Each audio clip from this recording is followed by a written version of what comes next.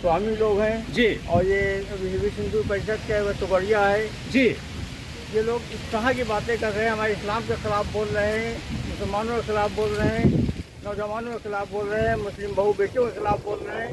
तो इसको लेकर हमने ये धरना दिया है जी। कि ये लोग जो हैं देश को खंडित करने की बात कर रहे हैं, जिसको खंडित करना चाहते हैं, जी। देश में बंटवारा फिर एक मरतबा चाहते हैं। हम लोग खामोशी को कमजोरी न समझे कोई, जी ना ये बाबा लोग समझे ना नेता लोग समझें, जी इसलिए हम चेतावनी देने आए हैं कि अभी भी सुधर जाओ, इनको जो है इनको कानून के मुताबिक इनको सजा दो। तो संविधान में दिया है, ये संविधान के खिलाफ बात कर रहे हैं, हिंदू राष्ट्र बनाने की बात कर रहे हैं। अगर ये हिंदू राष्ट्र बनाएंगे तो दूसरा खालिस्तान बनाएगा, अगर ये हिंदू राष्ट्र बनाने की बात करेगा तो दूसरा खालिस्तान बनाने की बात करेगा, तीसरा कुछ और बनाने की बात करेगा। तो ये तो देश को खंडित कर रहे हैं। और जो संविधान ये संविधान के भी खिलाफ है, संविधान के खिलाफ बोलना ये देशद्रोही का मुकदमा चलना चाहिए, इनको जेल भेजें, इन पर देशद्रोही का मुकदमा चले। तो आज आप किसको ज्ञापन भेज रहे हैं, किसको संबोधित ज्ञापन भेज रहे हैं? हम यहाँ डीएम के जरिए जी राष्ट्रपति महोदया को भेज रहे हैं जी। और उसमें ये मांग किया है कि इन लोगों के ऊपर जल्द से जल्द कानूनी कार्रवाई की जाए, इनको जेल भेजा जाए। जी जी शुक्रिया। आप सर अपना परिचय देते हुए क्या किस लिए आए हुए हैं आज? मैं पीस एजुकेशन चैरिटेबल ट्रस्ट का सदर हूँ जी और एजुकेशन के संबंध में काम करते हैं और शराबबंदी संघर्ष समिति के अध्यक्ष भी हैं। जी 2014 से पहले भी थोड़ा था, मगर 2014 के बाद एक ऐसा माहौल बन गया कि जिसको आप कहेंगे कि एक सस्ती शोहरत, जी सस्ती मतलब एक सस्ती शोहरत के लिए ऐसे अल्फाजों का इस्तेमाल हम एक दूसरे के लिए, मज़हब के लिए करते हैं, व्यक्ति विशेष के लिए करते हैं, एक समाज दूसरे समाज के लिए करने लगा है। ऐसे जो लोग हैं इनको सरकार की जिम्मेदारी है कि ऐसे लोगों को चिन्हित करके उनके बयानात को और उनके जो भी वो बोलते हैं उनके ऊपर थोड़ी सख्त कार्रवाई करें कि माहौल जो बिगड़ता है वो ऐसे लोगों की वजह से बिगड़ता है जिस पर शुरू में प्रशासन ध्यान नहीं देती है।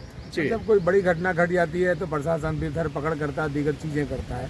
तो ये जो लोग सस्ती शोहरत के लिए मज़हब को भी नहीं छोड़ते हैं, व्यक्ति तो छोड़िए मज़हबों को भी टारगेट करते हैं एक दूसरे के, तो ऐसे लोगों पर हम लोगों की मांग है राष्ट्रपति महोदया जी से, क्योंकि एक महिला भी हैं और इस सब उनके अंदर एक ऐसी शक्ति महिलाओं के अंदर होती है कि दूसरों को अजब बहुत अच्छी तरह से समझती हैं, दूसरे कौम को भी समझती हैं, लोगों को भी समझती हैं, आदमी की मानसिकता को समझते। मैं समझता हूँ कि उनको हम लोग ज्ञापन भेज रहे हैं कि उनके ज़रिए ऐसे लोगों के ऊपर कार्रवाई का वो आदेश करें कि जो लोग समाज को गंदा करने का, समाज को बिगाड़ने का, माहौल को ख़राब करने का काम करते हैं। जी इस धरने में शामिल हैं राष्ट्रीय भागीदारी आंदोलन के राष्ट्रीय संयोजक माननीय पीसी कुरिल साहब। हम चाहेंगे कि वो भी अपनी बात बताएं कि किस लिए आज खड़े हैं इन इको गार्डन के इस धरने में। जी देखिए, धरने में हम लोग इसलिए आए हैं कि देश में जो विकृत सामाजिक व्यवस्था आगे बढ़ रही है और जबकि देश की सरकार, चाहे केंद्र की सरकार हो चाहे प्रदेश की सरकार है, तो वो हमेशा जो है एक मानवता के लिए मैसेज देती रहती है।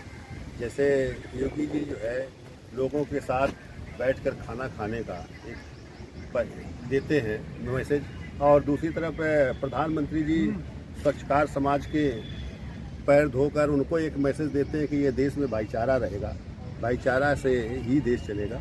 लेकिन दूसरी तरफ जो इस देश के जो बाबा हैं, जो धर्म के ठेकेदार हैं, ये इस तरह से मैसेज दे रहे हैं कि समाज को बांटने का काम कर रहे हैं और उनको समाज को बांटने का ही नहीं, कैसे देश में हिंसा आएगी, कैसे हिंसा को पैदा करना है, वो इस तरह के काम कर रहे हैं। तो देश में ये जो माहौल पैदा हुआ है, जिस माहौल को कैसे ख़त्म किया जाए, तो वो देश का जो माहौल है ये तभी ठीक हो सकता है जब इस देश में सभी की भागीदारी हो।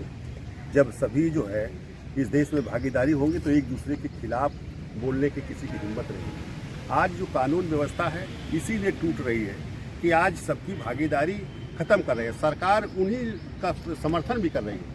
आज देश में सरकार कितनी भी अच्छी हो या कितना अच्छा काम करती हो, लेकिन जब देश में प्रशासन और न्यायपालिका ये भी संविधान की स्वतंत्र संस्थाएं हैं, लेकिन ये लोग जो है अपनी जिम्मेदारी को देने का ना काम करें, तभी आपकी सही तरीके से जो आप संदेश देना चाह रहे हैं उसका सही अनुपालन होगा और इस देश में तभी सार्थकता आएगी। ये देश भी मजबूत होगा और लोग भी अपने विकास से जुड़ेंगे और देश में एक नया रूप आएगा।